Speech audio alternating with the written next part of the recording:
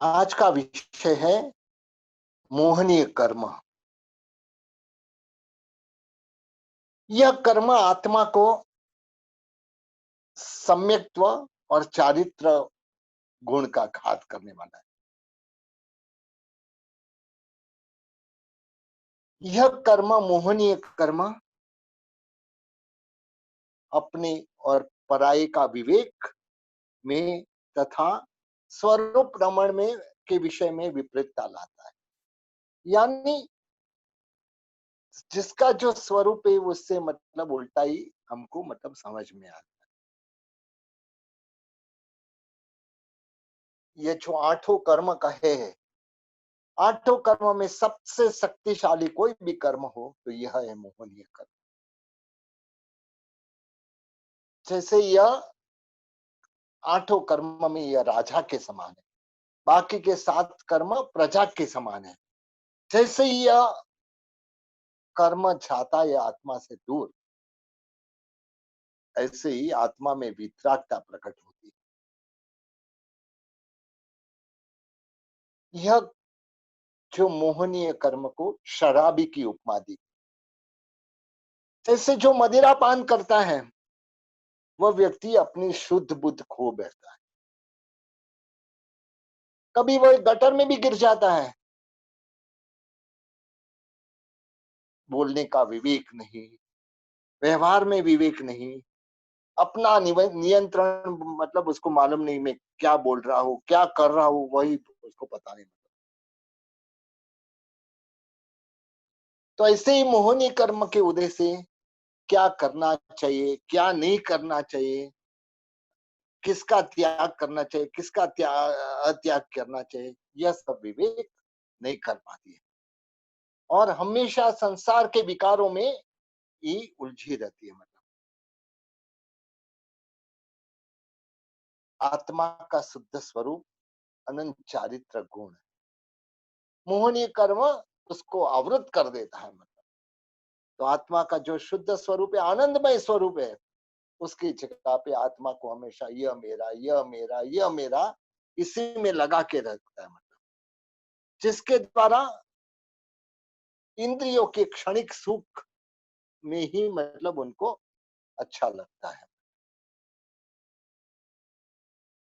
आत्मा की जो मूलभूत गुण क्षायिक सम्यक्त्व और यथाख्या चारित्र गुण को यह मोहनीय कर्म प्रकट होने नहीं देता है। मोहनीय कर्म के भेद की बात करेंगे। मोहनीय कर्म के कुल 28 भेद है और उसमें मतलब मूल 2 भेद है, दर्शन मोहनीय, चारित्र मोहनीय। दर्शन मोहनीय यानी क्या मतलब आत्मा के सम्यक तो गुण का जो घात करता है, मतलब वह दर्शन मोहनीय है। दर्शनावरणीय कर्म और दर्शन मोहनीय दोनों अलग अलग कर्म है, मतलब दोनों अलग अलग अर्थ भी है, क्योंकि दोनों की अर्थ बिल्कुल अलग अलग होते हैं। दर्शनावरणीय कर्म में कोई भी पदार्थ का सामान्य बोध में आवरण, उसको मतलब दर्शनावरणीय कर्म कहते हैं। मतलब और दर्शन मोहनी कर्म यानी मतलब श्रद्धा न हो, श्रद्धा में रुकावट, इसको कहते हैं मतलब दर्शन मोहनीय कर्म। जो पदार्थ जैसा है उसे वैसा समझना, उसका नाम है सच्चा दर्शन। लेकिन वही कहते ना कि तत्वार्थ में भी कहा है, श्रद्धा का को ही दर्शन कहते हैं। मतलब और यही आत्मा का गुण है। और इसको आवर्त करने वाला दर्शन मोहनीय कर्म है। सुदेव, सुगुरु, सुधर्म के प्रति श्रद्धा न हो और जो लौकिक है मतलब कुदेव, कुगुरु को कुधर्म, उसके प्रति मतलब लगाव हो, मतलब उसका चमत्कार देख कैसा लगाव कि मतलब मैं भी वह ऐसा धर्म करूं, मैं भी ऐसा वह करूं। क्योंकि कभी कभी हमारी आत्मा भी मतलब अन्य धर्म के प्रति वह धर्म में प्रसाद देते हैं, हमारे धर्म में क्यों नहीं है, मतलब वह धर्म में तो है, यह अच्छा है, हमारे धर्म में नहीं है, ऐसा जब समझती है तो समझ लेना कि हमारे में यह दर्शन मोहनीय कर्म है मतलब। और इसके लिए मतलब आत्मा क्या करती है, मतलब अन्य पदार्थ में रुचि रखती है मतलब, और हमेशा मतलब हर वस्तु जो मेरी नहीं है वैसी वस्तु को भी मेरी मान रहा है। ये घर मेरा है, ये परिवार मेरा है, ये पत्नी मेरी है, ये मेरा पुत्र पुत्री मेरा है, मतलब ये गाड़ी मेरी है, ये बंगला मेरा है, ये सब मतलब मानने के बावजूद भी हमारी आत्मा देखती है कि जो मेरी वस्तु है, मतलब जब संसार छोड़ के जाते हैं, मतलब संसार में से चले जाते हैं, मतलब तब मेरी वस्तु कहाँ साथ में लेके जाते हैं। तो इसका मतलब ये मेरी रहती तो मेरे साथ जाती मतलब, लेकिन फिर भी हमारी आत्मा पूरा जीवन इसी को ही मतलब मेरा मेरा मेरा करके मानती है मतलब। और जब इसका वियोग होता है, मतलब कोई वस्तु चली जाती है, तब उसके पीछे बहुत दुख होता है मतलब। तो इसको ही दर्शन मोहनीय कर्म कहते हैं। दूसरा जो प्रकार है चारित्र मोहनीय कर्म। आत्मा आत्मा का स्वभाव क्या है, मतलब स्व स्वभाव रमणता, खुद के स्वभाव, आत्मा के जो गुण है उसमें रमणता करना, वह आत्मा का स्वभाव है। और जो चारित्र गुण का घात करने वाला है, यह मतलब चारित्र मोहनीय कर्म आत्मा में रहे हुए चारित्र मोहनीय कर्म का घात करता है मतलब। आत्मा को चारित्र, जो चारित्र आत्मा में रहता है उसको मूर्छित कर देता है, या उससे मतलब उल्टा ही वर्तन कराता है मतलब। इसके कारण आत्मा जो अहिंसा, सत्य, अचौर्य, ब्रह्मचर्य, जो 5 महाव्रत है मतलब, वह महाव्रत आदि के मार्ग पे चल नहीं सकता है। इतना ही नहीं, मतलब चारित्र मोहनी कर्म आत्मा की इस पराधीन और मूड बना देता है कि वह हर जो स्वभाव यानी खुद का भाव है, मतलब उसमें मतलब कभी जाने ही नहीं देता है। क्योंकि खुद का भाव है मतलब क्षमा है, विनय है, सरलता है, संतोष है, यह सब मतलब खुद के भाव है। उसको छोड़ के मतलब वह क्रोध करता है, मान करता है, अभिमान, माया करता है, लोभ करता है, यादि ये सब पर भाव है, यानी बाहर के भाव है मतलब। लेकिन उसमें यह लीन रहता है मतलब। अभी मतलब दर्शन मोहनीय कर्म के 3 भेद है। मिथ्यात्व मोहनीय, मिश्र मोहनीय और सम्यक्त्व मोहनीय। जो मुपत्ति के परिधान करते हैं ना, मतलब उनको मतलब मालूम रहता है सम्यक्त्व मोहनीय, मिश्र मोहनीय, मिथ्यात्व मोहनीय, परिहरू करके बोलते हैं। तो यहाँ ये दर्शन मोहनीय कर्म के जो 3 भेद है मतलब, पहला मिथ्यात्व मोहनीय, जिसके उदय से जीव को तत्व में अश्रद्धा होती है। क्या भगवान ने ऐसा कहा, ऐसा हो सकता है क्या, मतलब ऐसा कैसे हो सकता है, मतलब यही मतलब अश्रद्धा होना मतलब, या विपरीत श्रद्धा होती है मतलब, ऐसा हो ही नहीं सकता है, अरे भगवान ने तो मतलब उस जमाने के हिसाब से बोला था, आज थोड़ी मतलब ऐसा हो सकता है। तो यह विपरीत श्रद्धा है मतलब। और यह जो मिथ्यात्व मोहनी कर्म आत्मा को तत्व के प्रति रुचि पैदा करने नहीं देता है मतलब। और कर्म के, यही कर्म के उदय से मतलब जब वितराग का धर्म सर्व न प्रणीत जो मार्ग मिलता है, मतलब उससे भी उल्टा चलता है। हमारी आत्मा भी यही है, मतलब हमारी आत्मा को कई बार तीर्थंकर परमात्मा मिले होंगे, कई बार हम परमात्मा के समोसरण में गए होंगे, फिर भी हमें आज तक संसार में परिभ्रमण कर रहे, इसका कोई भी कारण हो तो यह हमारा में रहा हुआ मिथ्यात्व मोहनीय कर्म है मतलब। और यह सन्मार्ग से बिल्कुल उल्टा चलाता है मतलब। जीव अजीव, पुण्य पाप, आश्रम संवर निर्जरा, ये सब सब तत्व में मतलब वह मतलब उसमें हमेशा मतलब ये ऐसा थोड़ी होता है, ऐसा नहीं होता है, मतलब कोई भी इस प्रकार की श्रद्धा नहीं होती मतलब। और हित को अहित और अहित को हित मानता है। तो यह है मिथ्यात्व मोहनी। मिश्र मोहनी, इसका मतलब दूसरा नाम है मतलब जो सम्यक्त्व और मिथ्यात्व दोनों का मिक्सचर है, जिसमें मतलब यह मिश्र मोहनी है मतलब। जिस कर्म के उदय से जीव को मतलब कथित परमात्मा के कथित श्रद्धा भी कभी कभी होती है, कभी कभी अश्रद्धा भी होती है मतलब। हमेशा डामाडोल स्थिति बनी रहती है, कभी ऐसा लगता है कि यह सच्चा है, कभी मानते कि यह सच्चा नहीं, यह सच्चा है। तो इसको मिश्र मोहनी कहते हैं। तीसरा है सम्यक्त्व मोहनी है, जिसके उदय से मतलब सम्यक दर्शन की प्राप्ति होने पर भी नव तत्व पे श्रद्धा होते हुए भी क्षायिक समकित की तुलना में कमजोर होती होता है। मतलब श्रद्धा होती है, मतलब सम्यक दर्शन की प्राप्ति से मतलब नव तत्वों में श्रद्धा होती है, मतलब और क्षायिक, लेकिन वह क्षायिक समकित की जो कंपैरिजन जब करते हैं क्षायिक समकित के साथ, तब मतलब कमजोर होता है। मतलब और एक तरह से देखे तो अतिचार रूप रहता है, मतलब कि जिसके द्वारा जो भी करता है वह अतिचार रूप होता है, तो वह क्षायिक संकेत में बाधक होता है। तो इस तरह से दर्शन मोहनीय कर्म के 3 भेद हुए। चारित्र मोहनीय के कर्म के 25 भेद है। इसमें मतलब कषाय मोहनीय और नो कषाय मोहनीय 2 डिवीजन है। मतलब कषाय मोहनीय के 16 भेद है, नो कषाय मोहनी के 9 भेद है, टोटल कुल 25 भेद है। टोटल या मोहनीय कर्म के 28 भेद है। मतलब 3 दर्शन मोहनीय के और चारित्र मोहनीय के 25 भेद।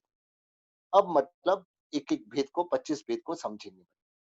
कषाय मोहनीय कर्म, कष यानी संसार, जन्म मरण, उसको मतलब आय यानी उसकी प्राप्ति या तो उसकी वृद्धि जिसके कारण होती है उसको कषाय बोलते हैं। कषाय मोहनीय कर्म संसार में परिभ्रमण कराने वाला सबसे बड़ा कारण यह कषाय मोहन, कई कारणों में एक कारण कषाय मोहनीय कर्म है। तो इस तरह से यह जो कषाय आत्मा में मतलब क्षीण होते हैं, मतलब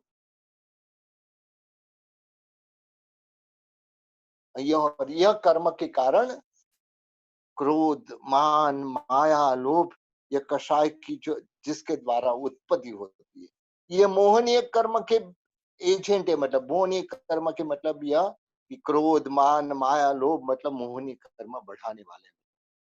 और ये आत्मा के जो गुण है मतलब उससे दूर रखने का काम करते हैं। पहले 16 भेद का मतलब हम समझेंगे। जो क्रोध यानी क्या मतलब, बस तो हम सबको मालूम है भाई क्रोध यानी क्या मतलब।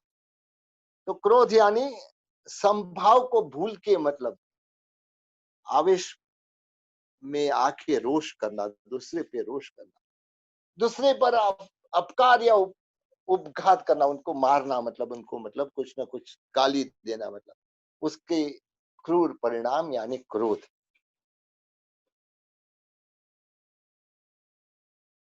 क्रोध एक ऐसा मतलब जो आत्मा की अध्यवसाय का विकार है, जिससे उत्पन्न जब क्रोध उत्पन्न होता है तो सबसे पहले शारीरिक संतुलन को मतलब वह घुमाता है। जैसे ही मतलब एक एक जैसे ही क्रोध आया, सबसे पहले उसके चेहरे पे मतलब तमतमा जाते हैं, मतलब आंख लाल हो जाती है, मतलब भ्रुकुटी चढ़ाते हैं, मतलब और होठ वगैरह फटफड़ाते हैं। मतलब क्रोध आता है तो मुंह ऐसे हिलाते हैं, मतलब जीभ भी लड़खड़ाती है, मतलब वाक्य भी मतलब क्रोध आता है तब व्यवस्थित बोलने वाला भी मतलब अव्यवस्थित बोलने लगता है। और उसके द्वारा हमारे में जो रहे हुए कई प्रकार की बीमारी, जैसे कि हार्ट, ब्लड प्रेशर, ये सारी बीमारी या कोई भी जो ये ब्लड प्रेशर वगैरह जो बढ़ता है, इसका कारण है मतलब ये क्रोध। कहते हैं ना मतलब कि मनोवैज्ञानिक भी कहते हैं मतलब कि 3 मिनट यदि क्रोध किया तो वह 9 घंटे का जो परिश्रम करके मतलब हमने हमारी शक्ति इकट्ठी की थी, 9 घंटे तक जो शक्ति इकट्ठी की थी, सिर्फ 3 मिनट का क्रोध हमारी वह 9 घंटे की शक्ति का नाश कर देता है। तो इसके लिए मतलब हमारी और हमारा धर्म तो कहता है कि हमने मतलब यदि 1 मिनट, 2 मिनट, 3 मिनट भी क्रोध किया, हमारे कई जन्मों को खराब कर सकती है, मतलब ऐसी ताकत है। इसके लिए यह जो कहते ना कि मतलब कभी कभी ऐसे होता है कि मतलब पूरे दिन शांत रहने वाला व्यक्ति अचानक 1 2 मिनट 5 मिनट क्रोध कर लेता है, मतलब और पूरे दिन की शांति को नष्ट कर देता है। मतलब तो यहाँ हमको एग्जाम्पल से समझना है, मतलब कि जैसे मतलब पूरे दिन में मतलब मिट्टी हमारे जो खिड़की दरवाजे वगैरह खुले रहते हैं, मतलब उसके द्वारा थोड़ी बहुत मिट्टी आती है, मतलब लेकिन फिर भी वो मिट्टी इकट्ठी करो तो मतलब थोड़ी होती है, मतलब लेकिन जब आंधी आती है तो एक साथ में कितनी सारी मिट्टी आ जाती है। तो वह ऐसे ही हमारे जीवन में भी यह क्रोध यही काम करता है, मतलब मान, अभिमान, अहंकार, प्राउड, मतलब यह सब जो भी बोलते हैं, मतलब यह भी एक मनोविकार है। जो अपने आप को मतलब उच्च मानना और दूसरे को हल्ला आत्मा अभिमान कब करता है, जब मतलब खुद को मतलब कुछ ऊपर और बाकी के सबको नीचे मानता है, तब मतलब यह अभिमान आता है।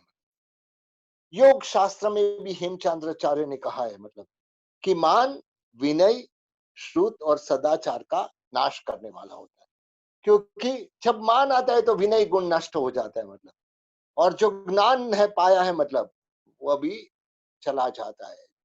और सदाचार, जब अभिमान की वजह से सदाचार भी चले जाता है, तो इसके लिए, और यह हमारे जीवन में विवेक रूपी जो चक्षु है, मतलब उसको भी नष्ट कर देता है। अभिमान आता है तब ऐसे ही, मतलब मैं ही, आई एम समथिंग करके मतलब बोलता है।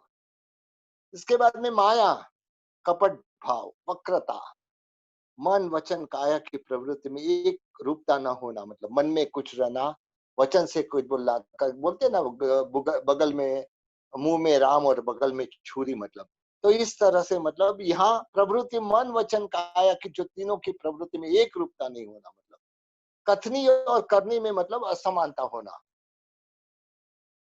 आत्मा जब माया करती है, मतलब तो आत्मा का धर्म टिक नहीं पाता है, मतलब और जैसे बंजर भूमि में बीज बोते हैं, मतलब जहां मतलब बीज, तो वहां ज्यादातर निष्फल ही जाता है, मतलब तो और साथ में कहते हैं कि मतलब जो मलिन चादर वगैरह है, मतलब उसको रंगित करना है, मतलब उसको कलर चढ़ाना है, मतलब लेकिन जब एकदम मैली रहती है, मतलब उसके ऊपर रंग चढ़ाएंगे तो भी मतलब वह व्यर्थ होता है। ऐसे मतलब माया के साथ किया हुआ धर्म भी निष्फल होता है। तो इसके लिए ये माया को भी, संसार माया के द्वारा संसार का परिभ्रमण हमारा चालू ही रहता है, मतलब चौथा कषाय है लोभ, बाह्य पदार्थ के प्रति ममत्व भाव, मेरा भाव, यह मेरा, यह मेरा, यह मेरा, एवं तृष्णा बुद्धि, उसका नाम है लोभ, मतलब और यह सब कषायो सर्व पाप का बाप माना जाना है। क्रोध व्यक्ति मतलब कंट्रोल कर सकता है कि भाई चलो आज मुझे क्रोध नहीं करना है, अभिमान भी नहीं करना है, मतलब माया भी नहीं करनी है, लेकिन लोभ को कंट्रोल करना मतलब तो बहुत भारी काम है, मतलब क्योंकि हमेशा मतलब व्यक्ति को यह चाहिए, वह चाहिए, ये इसके बगैर नहीं रह सकता, इसके बगैर नहीं रह सकता, क्योंकि इसका लोभ का तो कहा है कि लोभ आशा अंबर सारी की, मतलब कहते कि लोभ का विस्तार आसमान के समान है, मतलब अनंत है, मतलब कभी भी एक व्यक्ति की एक इच्छा पूरी होती है तो दूसरी इच्छा तैयारी होती है, मतलब तो इसके लिए व्यक्ति पापों के दल में मतलब घुसता है, अपने पाँव रखता ही रहता है, मतलब अंदर ही अंदर घुसते रहता है। इसके लिए मतलब शास्त्रकार ने कहा है कि ये लोभ सर्व का विनाशक है, मतलब कतिक स्वयंभू श्री मार साहब ने बहुत अच्छी बात बताई 10वें एकालिक सूत्र में, कहा कि क्रोध से मतलब प्रीति का नाश होता है। क्रोध से प्रीति का, किसके साथ अच्छी दोस्ती हो, किसी के साथ प्रीति हो, क्रोध किया तो वो प्रीति का नाश हो जाता है। माया करते तो विनय का नाश होता है, मान करते तो विनय का नाश होता है। यानी मान के द्वारा अभिमान रहे तब विनय गुण नहीं आता, किसी के सामने मैं क्यों झुकूं, मतलब मैं क्यों उसके सामने झुकूं, मतलब ऐसे विनय गुण का नाश होता है। माया से मित्रता का, जब किसी को उल्लू बनाया तो मतलब वो तुम्हारे साथ मतलब वह दूर हो जाएगा, वो मित्रता का नाश करता है। लेकिन लोभ सर्व गुणों का विनाश करता है। लोभ ऐसा है कि जो सर्व गुण का विनाश करता है, इसके लिए मतलब लोभ को पाप का बाप भी कहा है। मतलब ये चारों कषाय प्राणी के चित्त में कषाय यानी कसेला बनाता है, हमेशा मतलब आत्मा को कसेला बनाता है। और यह कषाय में भी हर हरेक को कषाय आता है, हरेक को क्रोध आता है, हरेक को अभिमान आता है, हरेक को माया होती है, हरेक को लोभ होता है। लेकिन इसमें भी मतलब तरतमता यानी डिफरेंसेस रहते हैं। मतलब जैसे मतलब किसी को बुखार आया 99 डिग्री का, किसी को 102 डिग्री का, किसी को 104 डिग्री का, किसी को 106 डिग्री का। तो यह बुखार भी जैसे मतलब डिग्री होती है, ऐसे मतलब हमारे यहाँ परमात्मा ने चार कषाय के मतलब चार प्रकार बताए। सबसे पहला ये अनंतानुबंधी कषाय, अप्रत्याख्यानी कषाय, प्रत्याख्यानी कषाय और संज्वलन कषाय। इस प्रकार से मतलब चार नाम से मतलब ये पहचाने जाते हैं। अनंतानुबंधी कषाय पहले समझेंगे। मतलब जो कषाय कर्मों का पुनः पुनः बंध कराता है, यानी अनंत अनुबंध। एक बार जो कर्म बांधा, वापस उसको बारंबार उसके बारे में मतलब चिंतन, वापस किसी को एक थप्पड़ मारा, मतलब वापस घड़ी घड़ी के मैंने तो उसको उठा के एक दे दिया, बराबर मारा, ऐसा मारा ना, मतलब ऐसे करके बार बार अपने आप में मतलब वह होता है। ऐसे तो कई प्रकार के कर्म, सैनिक महाराजा ने भी मतलब एक हिरण को मारा, एक गर्भिणी हिरणी को मारा, मतलब तब मतलब पाप उसका एक लिमिट था, मतलब लेकिन जब उसके बारे में बार बार प्रशंसा की, वाह कैसा मर्द हूं, मतलब मैंने एक तीर से दो शिकार किए। और लोगों ने भी मतलब उसका बहुत ही मतलब वह किया कि राजा है ना, मतलब उसको वाह राजा, वाह राजा। तो इस तरह से मतलब ये इसके अनंत अनुबंध हुए, मतलब कई बार इसके बार बार पुनः पुनः बंद होता है। मतलब तो इससे अनंत संसार का अनुबंध कराने वाला अनंतानुबंधी कषाय बोलते हैं। इस कषाय के प्रभाव से आत्मा संसार में अनंत काल तक परिभ्रमण करती है। मतलब और आत्मा ये जो अनंतानुबंधी कषायता है, सबसे पहला सम्यक्त्व गुण का घात करता है, यानी सम्यक्त्व को आने नहीं देता है, और यह जीवन पर्यंत बना रहता है। मतलब और यह कषाय नरक में ज्यादातर नरक में लेके जाने वाला होता है, ट्राई करके नरक में लेके जाना होता है। इसके जो चार क्रोध, मान माया लोभ वगैरह चार भेदे। अनंतानुबंधी क्रोध, आत्मा के प्रति अरुचि भाव रखना, मतलब किसी के भी प्रति अरुचि भाव रखना, मतलब खुद की आत्मा के प्रति अरुचि भाव रखना, ये अनंतानुबंधी क्रोध है। मतलब अज्ञान अवस्था में शरीर में अहम बुद्धि, यानी यह शरीर मेरा है, ये पदार्थ मेरा है, मतलब यह शरीर, स्वजन, कुटुंब, संपत्ति, यह सब मतलब मेरी है। मतलब और प्रिय संयोग में कोई बाधक बनता है, मतलब जब मतलब कुछ मिलने वाला रहता है, मतलब और कोई मतलब बीच में आता है, तब उसको क्रोध आता है। मतलब अपने स्वास्थ्य को ठेस लगती है, मतलब तो भी मतलब क्रोध आता है। अनंतानुबंधी क्रोध की एग्जाम्पल देते हैं, मतलब कि यह पर्वत में पड़ी हुई दरार के सरीखा है। मतलब कि पर्वत में जो दरार पड़ती है, मतलब हमने मतलब देखा होगा कि मतलब परमात्मा महावीर ने जहाँ उपसर्ग हुआ था, मतलब परमात्मा महावीर कान में खिल्ली निकालने का, वहां पे मतलब पर्वत की शिला फटी हुई है। मतलब आज भी वहां जाके देखेंगे, 2500 चिल्लर साल, 2500 से भी ज्यादा साल, 2600 साल होने आगे, मतलब फिर भी आज भी वह शिला फटी हुई है। मतलब तो यह इसको मतलब पर्वत में मतलब जो पड़ी हुई दरार की उपमा दी गई है। मतलब कि यह जो इसको जोड़ना मुश्किल, यानी नामुमकिन जैसा ही है। मतलब ये पर्वत में जो दरार पड़ती है, मतलब वापस जुड़ती ही नहीं है। मतलब तो अनंतानुबंधी क्रोध भी मतलब ऐसा ही है। मतलब कितने भी प्रयत्न करो, लेकिन फिर भी यह शांत नहीं होता है। मतलब कठोर वचन, परस्पर वेद इत्यादि को भी यह कषाय से उत्पन्न क्रोध ऐसा भयंकर होता है कि जिंदगी में कभी अनेक जन्मों तक वैर परंपरा रूपी जारी रहता है। कहीं कहीं सम्रादित्य केवड़ी का चरित्र देखो, मतलब ऐसे देखो तो पार्श्वनाथ भगवान का और कमठ का मतलब पूर्व का चरित्र देखो, हर जन्म में मतलब एक बार जो कर्म बांधा, मतलब कई जन्मों तक मतलब मैं उसको मारने वाला हूँ। यही मतलब एक आत्मा शांत रहती है, फिर भी दूसरी आत्मा उसको तकलीफ देने वाली होती है। अनंतानुबंधी मान, आत्मज्ञान के अभाव से व्यक्ति शरीर को ही अपना रूप मानता है। मैं यानी कौन, मैं यानी शरीर, ऐसा मानता है। मतलब तो उसके लिए अभिमान करता है, पर वह अपना उसी के द्वारा मूल्यांकन करता है।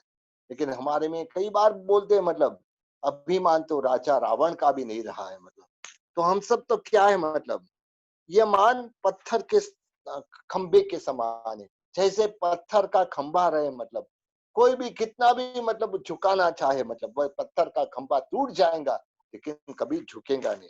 तो यहाँ अनंतानुबंधी मान को पत्थर के खंभे के समान बताया। तो इस तरह से अनंतानुबंधी मान वाली आत्मा अपने जीवन में कभी भी नम्र नहीं बांध पाती, किसी को भी झुकना है मतलब विनय ही करना है मतलब नहीं कर पाती है। इसके बाद में अनंतानुबंधी माया अपने स्वरूप से भिन्न स्वरूप, यानी अपना स्वरूप तो क्या है, सरलता है मतलब, लेकिन यह अपने स्वरूप से भिन्न स्वरूप, यानी मानना, यानी शरीर के प्रति मैं, मेरा भाव, यह मेरा है मतलब, यह अनंतानुबंधी माया है मतलब। ये बांस की जड़ों के समान है मतलब, बांस की जड़ ऐसे रहती कभी सीधी होती ही नहीं मतलब, बहुत ही मतलब उसमें कर्व्स रहते मतलब। तो ऐसे यह बांस की जड़ के समान है कि कितने भी कोशिश करो मतलब, तो भी वह बांस की जड़ें सीधी नहीं हो सकती है। ऐसे ही अनंतानुबंधी माया वाला व्यक्ति कभी सरल नहीं बन सकता है। उससे आगे मतलब जो चौथा कषाय अनंतानुबंधी लोभ, जीवन निर्वाह के लिए वस्तु पर ममत्व बुद्धि रखना, यानी जीवन निर्वाह के लिए वस्तु पर ममत्व बुद्धि के मेरे जीवन में यह जरूरी है, वह जरूरी है, इसके बगैर मुझे नहीं चलेगा, इसके बगैर मुझे नहीं चलेगा, और उसी में ही मतलब सुख मानते हैं मतलब, वह और उसकी अभिलाषा करते, यह मुझे मिले, ऐसी गाड़ी मुझे मिले, ऐसा घर मुझे मिले, ऐसा मतलब मिले, उसकी अभिलाषा करना वह अनंतानुबंधी लोभ है। जब देह को भी अपना में स्वरूप मानता है, तब जब जब जीने के लिए मतलब जो भी चीज की आकांक्षा होती है मतलब, उसकी कामना हमेशा करता है मतलब, जो भी अपने व्यक्ति के साथ संबंध बनाने की कोशिश भावना रखता है कि मेरे प्रिय व्यक्ति के साथ संबंध हमेशा बना रहे। यहाँ लोभ को मतलब किरम जी के रंग, ऐसा मतलब किरम जी का रंग होता है जो ऐसे जीवों के द्वारा, किरम जी मतलब एकदम लाल कलर का मतलब यह होता है कि जिसके द्वारा वह रंग किया हुआ वस्त्र, वस्त्र फट जाता है लेकिन वह रंग कभी जाता नहीं मतलब। तो इस प्रकार से यह अनंतानुबंधी लोभ भी ऐसा है कि मतलब जो ममत्व जो लगती है मतलब, मेरापन कभी छाता ही नहीं है मतलब, और लालसा को मेरा कुछ चला गया तो मतलब तुरंत ही उसको बहुत दुख होता है। तो यह अनंतानुबंधी लोभ।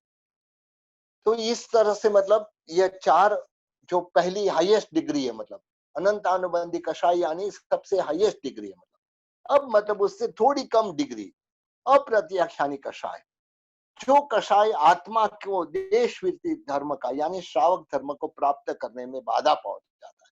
श्रावक धर्म को मतलब प्राप्त करना है मतलब उसमें मतलब रुकावट डालता है, तो वह अप्रत्याख्यानी कषाय में, यानी जीव को कोई भी पचकाण करने नहीं देता है। पचकाण यानी कोई भी नियम त्याग करने नहीं देता है। अप्रत्याख्यानी कषाय उसी को कहते हैं मतलब, आत्मा पापों से विरत नहीं होता है, यानी विरति यानी क्या मतलब, पापों से रुकना मतलब, आत्मा कभी पाप से मतलब दूर नहीं होता है। अप्रत्याख्यानी कषाय में मिथ्यात्व दूर होता है, अप्रत्याख्यानी कषाय में मिथ्यात्व नहीं रहता है मतलब दूर होता है मतलब, और सम्यक्त्व भी प्रकट होता है मतलब, दोनों चीज होती है, मिथ्यात्व दूर होता है, सम्यक्त्व प्रकट होता है मतलब, लेकिन सच्चे देव गुरु की भी पहचान होती है मतलब, इस कसाय के उदय से जीव मतलब, लेकिन फिर भी यह जो अप्रत्याख्यानी कषाय सब चीज रहती है, मिथ्यात्व दूर होता है, सम्यक तो होता है, देव गुरु धर्म में की भी पहचान भी होती है, लेकिन जब गुरु बोले कि मतलब नियम लो, मतलब ये बार व्रत लो, ये कोई भी व्रत लो, तब नहीं नहीं मैं व्रत नहीं ले सकता, मेरे को व्रत नहीं होगा मतलब। तो इस तरह से, और कहते कि मतलब यह जो कषाय वाला जीव तिर्यंच गति का बंध करता है, और इस कषाय का काल अधिक से अधिक 1 वर्ष की है। यदि 1 वर्ष से अधिक ये हो जाए तो वह अनंतानुबंधी में परिणत मत हो जाता है। हमारा संवत्सरी प्रतिक्रमण इसी के कारण है मतलब, जो 4-5 प्रतिक्रमण है हमारे मतलब, उसका कारण इसके साथ जुड़े हुए मतलब, जो हमारा संवत्सरी प्रतिक्रमण है, यदि मतलब यह जो अप्रत्याख्यानी कषाय है मतलब, वह यदि 1 साल के ऊपर क्रॉस हो जाए तो सीधा अनंतानुबंधी कषाय हो जाता है मतलब, यानी अनंतानुबंधी ग्रेड का कषाय हो जाता है। तो इस तरह से सांवत्सरिक जो प्रतिक्रमण करते हैं मतलब वह इतना ख्याल रखना है कि हमको 1 साल के पहले मतलब यानी सबके साथ जीव के साथ मिच्छा में दुक्कड़म 1 साल के पहले करना है। यदि 1 साल के एक दिन भी ऊपर हो गया तो मतलब हमको अनंतानुबंधी कषाय हो सकता है मतलब। तो इसके लिए वर्ष भर में हुए समस्त वेर विरोध द्वेष रोष आदि को समाप्त करना मतलब क्षमा का आदान प्रदान करना। संवत्सरी के दिन क्या है मतलब यही करना है मतलब पूर्व संस्कारों को क्षय करना। यही प्रतिक्रमण का उद्देश्य होता है। पहले किसके साथ झगड़ा हुआ, साल भर में कितने जीवों के साथ मिलते, कितने जीवों के साथ हम झगड़ा वगैरह करते मतलब, तो वो सबको मतलब मिच्छा में दुक्कड़म दे देना ताकि हमारा कषाय अनंतानुबंधी ग्रेड का कषाय ना हो। अभी मतलब अप्रत्याख्यानी क्रोध मान माया लोभ के बारे में समझेंगे थोड़ा। अप्रत्याख्यानी क्रोध यानी सम्यक दर्शन प्राप्त होने पर आत्मा तत्व को बोध होता है। आत्म तत्व का जो बोध होता है उसको मतलब सम्यक दर्शन है मतलब इसके लिए आत्म तत्व का बोध होता है। जगत के समस्त जीवों के प्रति आत्मीय भाव उत्पन्न होता है। ऐसी स्थिति में किसी के प्रति अन्याय होने पर क्रोध आता है, उसको अप्रत्याख्यानी क्रोध बोलते हैं मतलब। यानी सम्यक दृष्टि को मतलब अपने देव, अपने गुरु, अपने धर्म के प्रति राग होता है। और यदि देव गुरु धर्म का कोई अपमान करता है मतलब कोई आक्रमण करता है मतलब तो उसके प्रति क्रोध आता है। वो क्रोध आता है वह अप्रत्याख्यानी क्रोध है।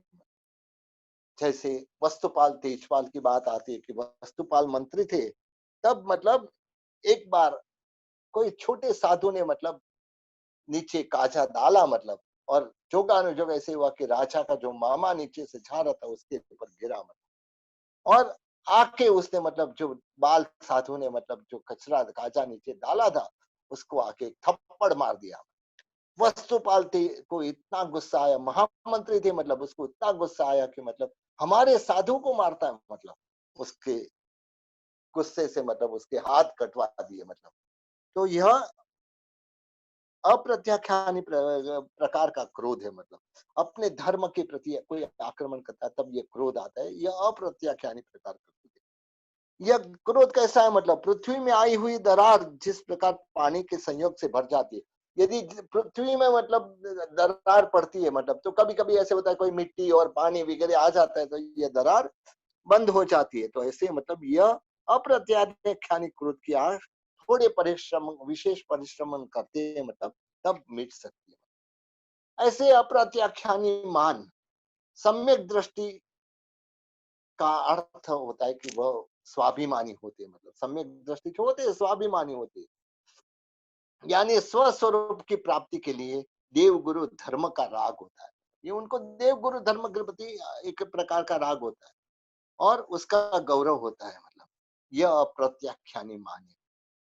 कहते मतलब कि सम्राट अकबर भी की बात आती है मतलब उसके जो रत्न थे मतलब 9 रत्न थे उसमें एक कवि गंग करके रत्न था मतलब, वह हमेशा मतलब भगवान के बारे में, पर अल्लाह के बारे में, भगवान के बारे में मतलब स्तुति करते रहता है। लोगों ने सोचा कि मतलब सबने मतलब अकबर के कान भरे मतलब, देखो आपका कवि है मतलब आपके दरबार का रत्न है मतलब, और कभी आपकी प्रशंसा ही नहीं करता है मतलब। उसको प्रशंसा कराओ तो हम मानेंगे कि आप सही में बादशाह होकर के मतलब। तो उसने मतलब सबको एक एक समस्या की पूर्ति करने हेतु पद दिया मतलब, कहा कि मतलब सबको मतलब एक काव्य बनाना है जिसमें सब मिल आश करो अकबर की, सब मिला आश करो अकबर की। तो कवि गंग को भी यह बात कई कवियों को दी गई मतलब, सब मतलब अलग अलग प्रकार के काव्य बना के आए, सबने मतलब अकबर की प्रशंसा की मतलब। और यह कवि एक ऐसा था कि मतलब जिसको मतलब ऐसे सच्चाई के प्रति प्रेम था मतलब, कवि ने मतलब दोहे को रचा तो सही, रचने में क्या रचा कि जिसको प्रभु पे विश्वास नहीं वही सब मिल आश करो अकबर की, मतलब जिसको भगवान पे विश्वास नहीं वही अकबर की आश करो करके मतलब। सम्राट भी मतलब एकदम क्रोधित हो गया, और मालूम था कि कवि गंग को मतलब सम्राट क्रोधित हो जाएगा, लेकिन जो भी सच्चाई है मतलब उसको बोलने में मतलब खुद का स्वाभिमान था मतलब, सच्चाई को किसी के सामने बताने में कोई डर नहीं मतलब। तो इसके लिए जैसे हड्डी को मतलब बेंड करना है, हड्डी को नमाना है, तो कठिन परिश्रम करना पड़ता है। तो ऐसे यह मतलब हड्डी के समान है, मतलब कि जो मेहनत और पुरुषार्थ से दूर हो सकता है। मतलब इसके बाद में अप्रत्याख्यानी माया, यानी सत्य स्वरूप का ज्ञान होने पर तत्व बोध हो जाता है। मतलब लेकिन कभी कभी न्याय नीति हेतु अन्याय को समाप्त करने के भाव से असत्य का आश्रय लिया जाता है। मतलब महाभारत के युद्ध में मतलब कृष्ण महाराज जो ऐसे हमारे धर्मगता के शायक समखिति थे। मतलब लेकिन द्रोणाचार्य को जब मारने का था, मतलब तब मतलब युधिष्ठिर को कह दिया, मतलब तुमको एक बात बोलनी पड़ेगी कि अश्वत्थामा मर गया, क्योंकि द्रोणाचार्य को अपने पुत्र के प्रति बहुत राग था। मतलब अश्वत्थामा मर गया इतना बोलेंगे तो मतलब तो हम द्रोणाचार्य को मार सकेंगे, नहीं तो मतलब हम ये युद्ध हार जाएंगे। तो द्रोणाचार्य ने मतलब युधिष्ठिर जैसे मतलब बोला कि उसने मतलब वापस धीरे से बोला, युधिष्ठिर सत्यवादी था, सबके पर विश्वास नहीं था, लेकिन एक अपने दुश्मन सेना में रहे हुए युधिष्ठिर पे विश्वास था। उसने कहा यदि युधिष्ठिर बोले कि मतलब यह मेरा अश्वत्थामा मर गया है, मतलब तो मैं मानता हूँ। मतलब तो युधिष्ठिर ने मन में बोला, धीरे से बोला, नरो वा कुंजरा, वो अश्वत्थामा एक अश्वत्थामा नामक हाथी को मार दिया था। और बोला ऐसे, मतलब जिसके तो यह जो माया की, मतलब तो इसके द्वारा इसको मतलब भेड़ के सिंह के समान कहा है। मतलब तो यह भेड़ के सिंह के समान जो ये माया है, मतलब थोड़ी मेहनत करो तो भेड़ का सिंह भी सीधा हो सकता है। तो ऐसे यह अप्रत्याख्यानी माया। टाइम समय पूरा हो रहा है, कल इसको वापस अप्रत्याख्यानी लोभ से कंटिन्यू करेंगे, मतलब बाकी के जो नो कषाय वगैरह को भी कंटिन्यू करेंगे। और यहाँ अपना समय पूरा हो गया है। मतलब